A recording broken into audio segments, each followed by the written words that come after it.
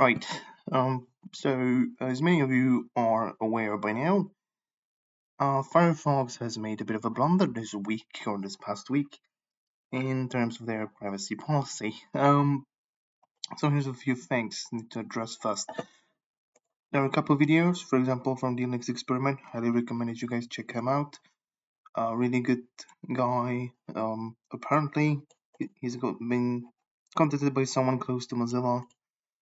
They'll have some new information about it, so I would highly recommend that you check out the Linux experiment in terms of all the other information. But basically what he's talking about in this video is basically the history of all the fumbles and blunders of Mozilla and Firefox and all the other products like Thunderbird, which is a shame because I've been I've been using Firefox for a really long time. I liked it a lot, and this was just uh, my last straw. Like that was it. I was so done with using Firefox at this point. I was like, okay, that's it. I've given them too many chances, and I've been kind of eyeing a different browser. Right now, I'm trying out a Brave browser. Seems to be way better than Chrome, and it's Chromium based. It's unfortunate because I love Firefox. I really did. A really recent video by SavvyNik has been also made. Also recommend you guys check them out. I'll leave links in the description below for all the stuff that we'll be talking about today. Because there's a bit of stuff we need to go through because there's been a lot of Mozilla has been getting a lot of backlash because of their recent changes to their terms of use. And basically, what it all boils down to is them basically giving themselves the right to have access to your data. Now, there's been an update issued on the article that was originally posted back in February 26th, which basically, so there's a bit of confusion regarding the licenses. So we want to clear that up. Basically, what they're trying to tell us is that they wouldn't be able to improve Firefox, but it still does not give them like the ownership and right to any of the data or anything that has been described in the privacy policy. Basically, they're trying to be sleazy here. They're trying to make it seem not as bad as it originally was. There have been changes to their very own terms of use and privacy notices, which is over here. There have been a few changes originally. Where is it? I wasn't really prepared that much. Prepared as is, choice of law, that's not it. Per data is used. Collect certain data like technical data and settings data, provide functionality for the Firefox browser and associated services. I'm not sure if it's the right page. There used to be a page regarding the changes that it's like free to use and that they won't collect any data originally. Then they kept changing it and updating it. It's really bad. In my opinion, they shouldn't really do this at all, but they did, and it's been kind of. There have been a few hints dropped here and there. I've been kind of paying attention to it because I personally, you're in control. Yeah, sure. So data used. So we've been in this before, right? Let's see here. Yeah. In any case, basically what they're trying to say is that they have a exclusive right to basically use the data that is being provided by you while using the browser. Now, there are a few settings you could still change, but who's to say that those settings would not be there at all? For example, they removed, not sure if it's true, I haven't really checked, but apparently a while ago they removed the do not track option because you had the option to just send websites a request to not track you, and that has been removed after an update, apparently. So that's bad. Quite a few settings have been changed around, and I was simply fed up with everything. Because it's just really bad. I'm not sure if he's gonna have it in here somewhere, if he's gonna mention it. No new updates. Right, cool. Still check out their videos, really great. Basically, they're telling us that they have the opportunity to basically, use the data however they want to. They made an update post on that. um, has been listening to some of our community's concerns with parts of the, terms of use, especially about licensing. Our intent was to be as clear as possible. Well, you didn't do a great job at that in the first place. So, if they were clear in the first place, this wouldn't have to happen at all, right? About how we make firefox work. Some confusion and concern with then in mind we're updating the language to more clearly reflect the limited scope of how Mozilla interacts with user data. Limited scope.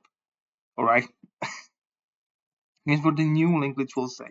You give Mozilla the rights necessary to operate Firefox. This includes processing your data as we describe in our Firefox privacy notice. It is also includes a non-exclusive royalty-free worldwide license for the purpose of doing as you request with the content you input in Firefox. This does not give Mozilla any ownership in that content. It it really doesn't help much. A lot of people lost trust in Mozilla once they issued the update the first time. So, in my opinion, if you were clear about this the first time, you wouldn't have such backlash. But Mozilla has a history of being really bad with communication, and I think we've been giving them too much of a benefit of the doubt, in my opinion, because it's enough is enough at this point. What I highly recommend is you guys just switch to a much better browser, like for example Brave. That's what I'm using right now. So you should get Brave if you want something Chromium based with a lot of privacy features. I'm still not on board with the crypto stuff, but I've gotten used to it at this point. Heck, I even use it on some of my pages and even on Twitter and stuff, so I've gotten used to it by now. So you can either choose Brave. I would highly recommend that you actually stay away from Firefox based forks like WaterFox. I would highly recommend you stay away from that. Give me a sec. So I had to do a bit of research of my own real quick. So yeah, I would highly recommend you guys switch to either Brave or a another browser in general. At this point, I would highly recommend Brave over any other ones because LibreWolf claims to be uh, privacy friendly, and they might be for a little while, but it's still based on Firefox, so I wouldn't recommend using it. Same for WaterFox. Do not use them. They're based on Firefox. There's probably many more based on Firefox. I think Molvad is actually another one. I think Molvad is another one based on Firefox. Yes, so do not use them either. I was just going to stick with Brave for now. They've been really good with their privacy stuff. I just didn't like what Firefox has been doing with everything. There's a few comparisons, so you can click over here and compare them. As of late, there has been a lot of weird stuff that they've been doing, which I don't and many people don't like either. So I wouldn't recommend you use Firefox at all at this point. Just ignore them. Don't use them at all. Stick with something like Brave or another browser entirely. I've been using Brave a couple years back. Now I've come back full circle to Brave. I've been jumping between Chrome, Firefox, and the Google Chromium and stuff, trying to find a balance. You might see Chrome on my dashboard. That's for other personal stuff. There's no like accounts connected or anything. All my personal data and stuff is in Brave now, so and get Firefox. I would not recommend you get Firefox at this point. just consider using a totally different browser. Again, check out SavvyNik and the Linux Experiment. I'll leave their channels with their respective video links in the description below, as well as links to these articles so you guys can like read through them. Um, yeah, I'm just really disappointed.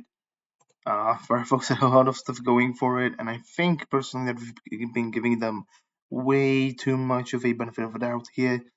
We've been giving them too many freebies at this point, and I'm just done with Firefox. So I won't be using it ever again.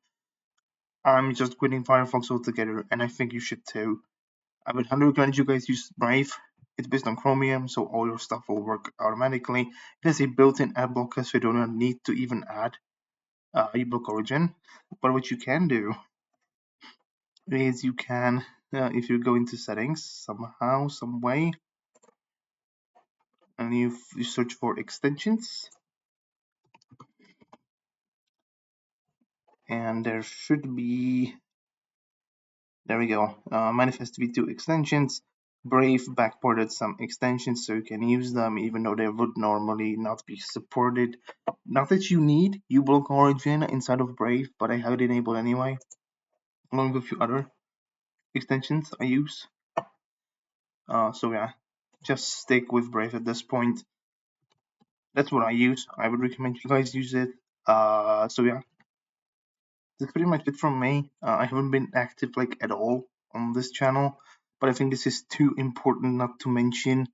I had some time to think about it, to move my stuff over, think about it some more. I would highly recommend you guys just switch over. Don't stick with Firefox at this point. Forget them that they even exist. Let them crash and burn at this point. Mozilla has done enough fuck ups at this point, so just don't trust them at all. And Brave works on all my devices, and they have between device syncing with encryption keys and stuff, so I would highly recommend you just stick with them and forget like pretty much anybody else. So that's it. I want to thank you guys for watching. I'm sorry that this video doesn't fit my original style. Maybe it even does, I don't know. It's been a while. I'll just upload it as it is. I won't even edit this. And yeah, maybe I'll see you guys next time or in the future. Who knows when that might be. I might have some videos planned at some point. Maybe here and there I'll release something on my second channel or this primary channel. It's up to me. So yeah, see ya.